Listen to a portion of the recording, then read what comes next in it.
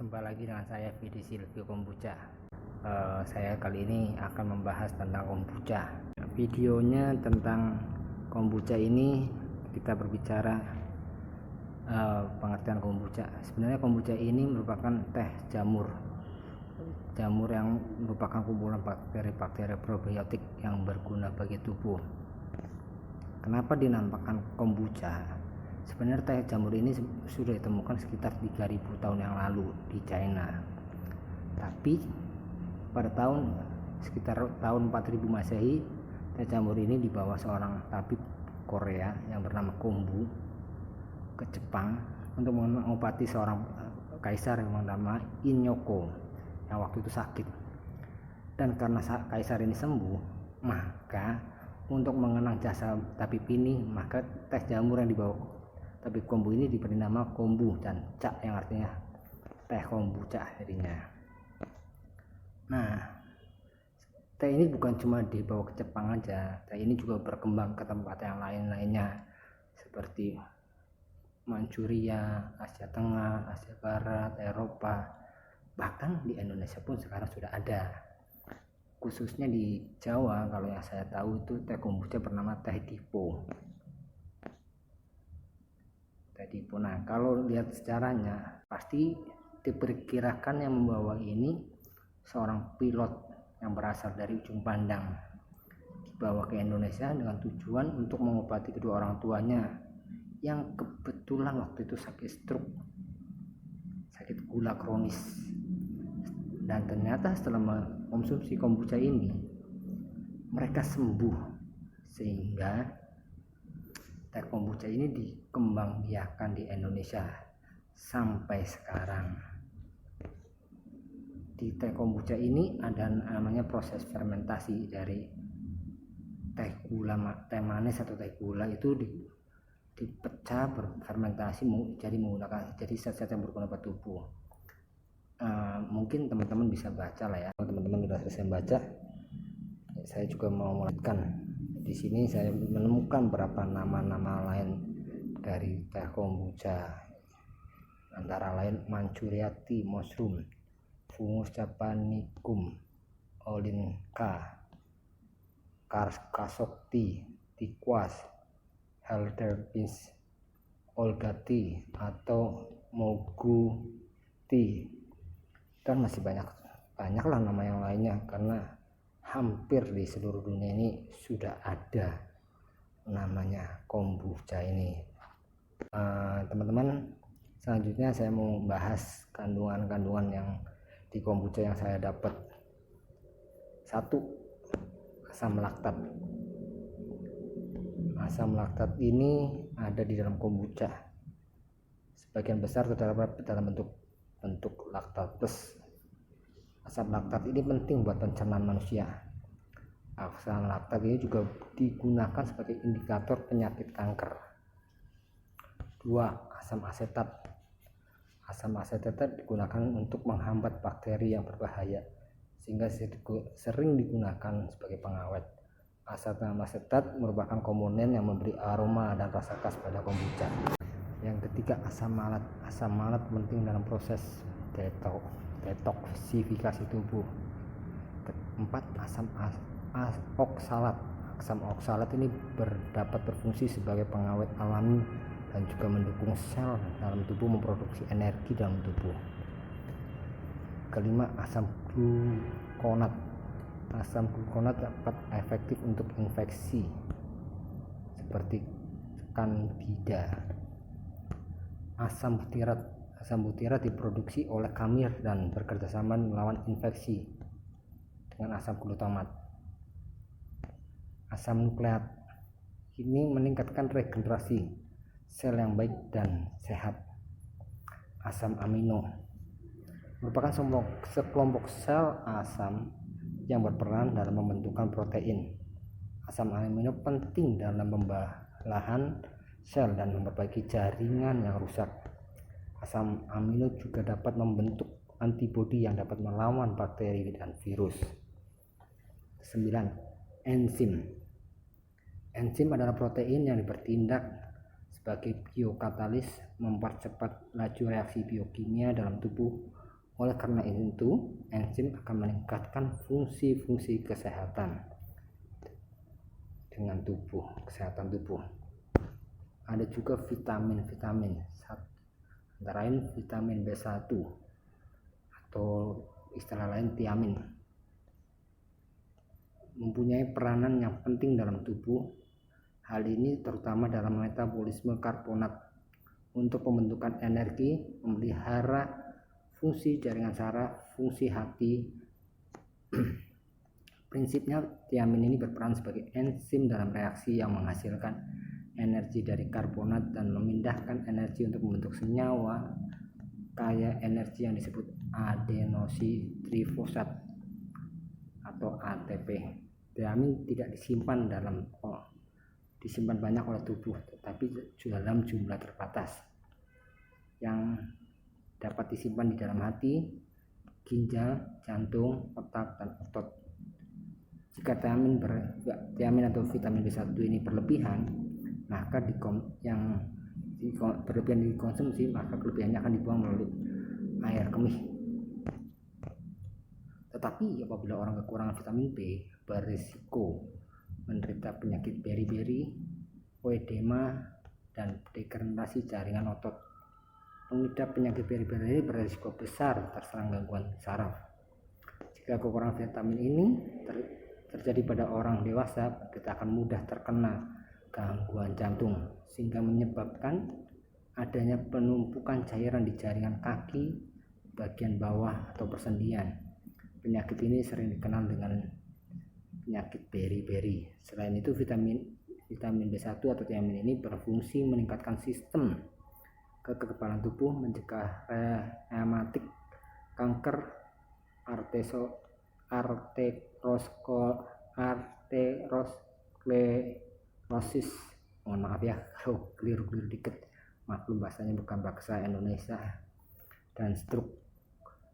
Dalam makanan sehari-hari, sumber vitamin B1 itu terdapat antara lain di daging, biji-bijian, dan tumbuhan bolong-bolongan.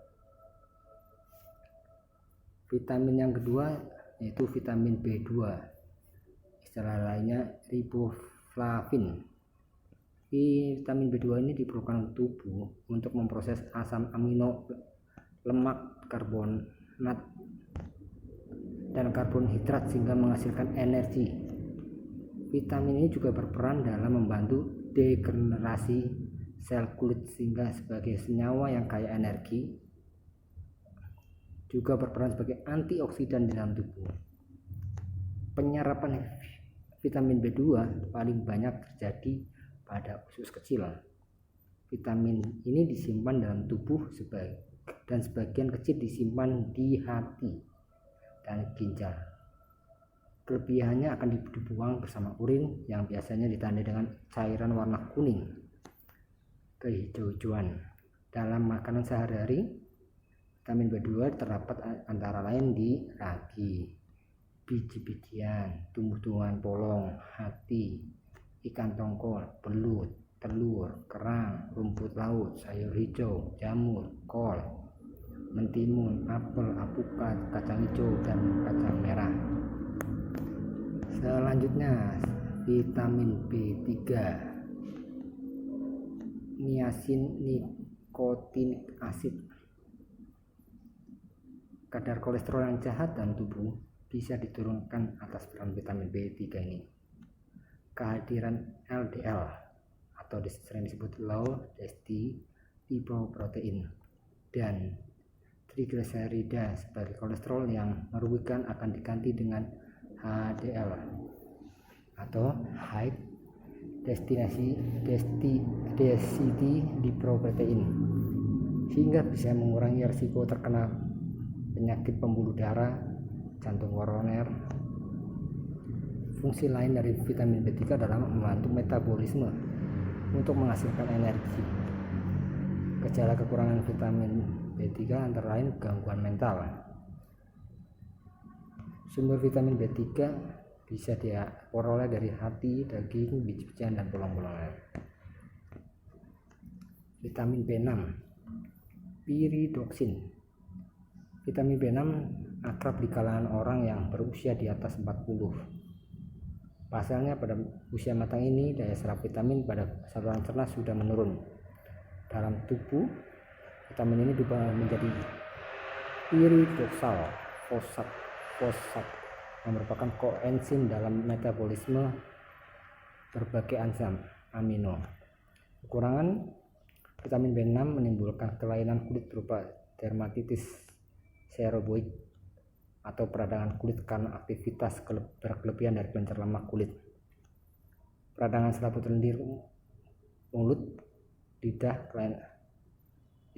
kelainan susunan saraf pusat, serta gangguan sistem eritropoietik berupa anemia hipokrom mikrositer. Kekurangan vitamin B6 juga menurunkan sistem kekebalan tubuh sehingga mudah terkena infeksi dan menurunkan kesehatan jantung, mudah terbentuknya batu ginjal, serta menurunnya fungsi kontrol otak dan panca indera.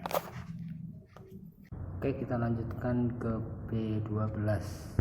Vitamin B12 atau ada yang mengenalnya cyanocobalamin. Vitamin B12 bersama-sama dengan asam folat berperan penting dalam metabolisme antara sel di dalam tubuh. Kekurangan ini membuat perkembangan tubuh menjadi lambat dalam waktu yang cukup lama. Keadaan ini ditandai dengan pembentukan perkembangan sel darah yang menimbulkan anemia megaloblastik, suatu jenis anemia dengan sel-sel darah merah yang besar-besar, gangguan neurologi seperti berkurangnya daya ingat dan gangguan keseimbangan, kerusakan sel epitel terutama epitel saluran cerna terbentuk, serta debilitas umum atau kelemahan secara umum. Orang yang berumur lebih dari 50 sebaiknya menambah jumlah konsumsi vitamin B12 karena kekurangan B12 menyebabkan anemia.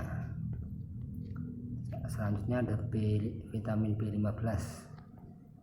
Ini sebagai penangkal radikal bebas dan oksigenator jaringan tubuh.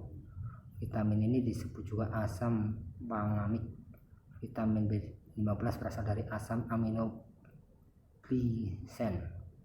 Asam pangamik adalah ester, yakni senyawa yang dihasilkan dari asam glukonik yang bersama dengan dimetilglisen. Asam glukonik ini banyak terdapat pada gula bit. Makanan yang mengandung vitamin B12 antara lain kacang-kacangan dan biji-bijian. Selain vitamin B yang tadi, ada juga vitamin C. Vitamin C berperan dalam pembentukan substansi antar sel dan berbagai jaringan serta meningkatkan daya tahan tubuh. Misal, aktivitas fagositosis sel darah merah putih dan transportasi zat besi dari transferring di dalam darah, deferitin di dalam sumsum tulang, hati dan limpa, fagositosis dalam kegiatan sel darah putih, leukosit untuk mematikan kuman dengan cara menelan, pembentukan tulang dan gigi juga melibatkan peran vitamin C. Vitamin C ini larut dalam air sehingga dikonsumsi berlebihan tidak membahayakan kesehatan. Pasalnya kelebihan vitamin C sebagian besar langsung dibuang melalui air kemih. Sebagian dari vitamin C dikeluarkan dari saluran kemih berupa oksalat. Umumnya orang mengonsumsi vitamin C berlebihan bertujuan untuk mencegah influenza atau kanker. Konsumsi vitamin C yang berlebihan bisa menimbulkan peluang terjadinya batu oksalat di dalam ginjal. Namun peluang ini sangat kecil. Orang-orang yang pernah melakukan penelitian tentang kombucha itu dari Rusia yang bernama Ian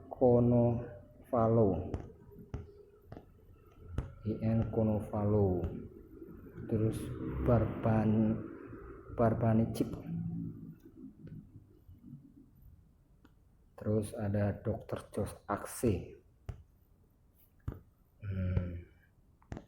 Tapi pada tahun 1996 ada seorang bernama Bev Ferguson.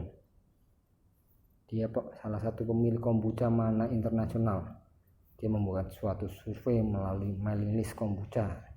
Di waktu itu beranggotakan sekitar 600 orang dari seluruh dunia. Sekarang mungkin sudah mencapai lebih dari 5.000 ya.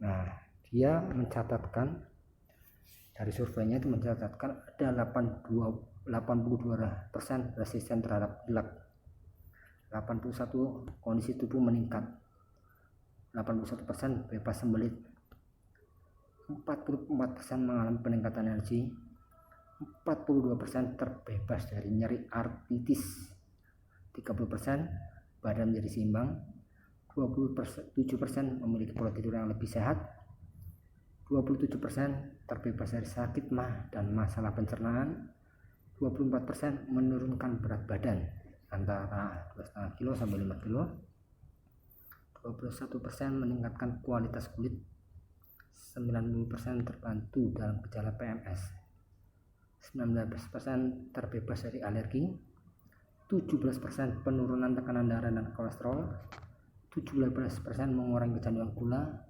13% mengurangi kram dan ketidaknyamanan saat menstruasi, 13% mengurangi kecanduan kafein, 12% meningkatkan konsentrasi yang lebih baik, 12% meningkatkan menghilangkan pertumbuhan prakanker kulit, 10% menghilangkan tai lalat dan efek penuaan, 9% terbebas dari migrain, 8% peningkatan kualitas tubuh dan kuku, 8% meningkatan libido, 7% meningkatkan atau mengembalikan warna kulit ke warna aslinya, 7% terbantu dari gejala menopause, 6% dengan kanker mempertahankan status bebas kanker untuk 1-4 tahun, 5% menghilangkan mual akibat kemoterapi, 3% meningkatkan T sel dalam darah, 3% dalam orang dengan kanker mempertahankan status kanker bebas untuk kurang dari 1 tahun, 2%. Oke, mungkin teman-teman bisa baca ulang tadi jumlah-jumlahnya. Nah, ini ada 2 testimoni yang saya dapat di internet, mungkin bisa mendukung buat teman-teman bisa mengkonsumsi atau meminum kombucha secara rutin. Satu, ini pengalaman dari seseorang, dia bilang gini, dulu pas saya SMA pernah kecelakaan, terus kaki saya robek dan dijahit. Nggak lama satu jahitannya lepas, akibatnya lukanya nggak kering-kering. Dia punya ayah selalu minum jamur kombucha. Iseng-iseng dia ambil lapisan tipis jamur, terus dia tempelin lukanya tiap malam ketika mau tidur. 3 kali saya lakukan, ajaib, lukanya menutup dan sembuh. Sekarang saya lagi dan sembuh. Itu dari Farida. Terus yang kedua, saya punya masalah buang air seni yang kata orang itu adalah gejala prostat. Setelah saya minum teh kombucha secara teratur 3 kali setengah gelas selama kurang lebih 2 bulan, saya merasakan sakit yang sangat pada bagian buang air seni dan ada gumpalan berwarna coklat kehitaman yang keluar secara tiba-tiba. Setelah itu disusul dengan air kencing yang sangat deras, dan setelah itu saya merasakan lega dan tidak ada keluhan seperti 2 bulan yang sebelumnya. Buang air seninya pun sekarang udah lancar. Itu dari Syam Buah Batu ya. Itu teman-teman berapa artikel internet yang sudah saya ambil, saya copy dan saya bagikan buat teman-teman. Semoga teman-teman makin ngerti, makin rutin meminum kombucha, dan semoga bermanfaat untuk kesehatan teman-teman juga. Salam dari saya di CV Kombucha. Terima kasih.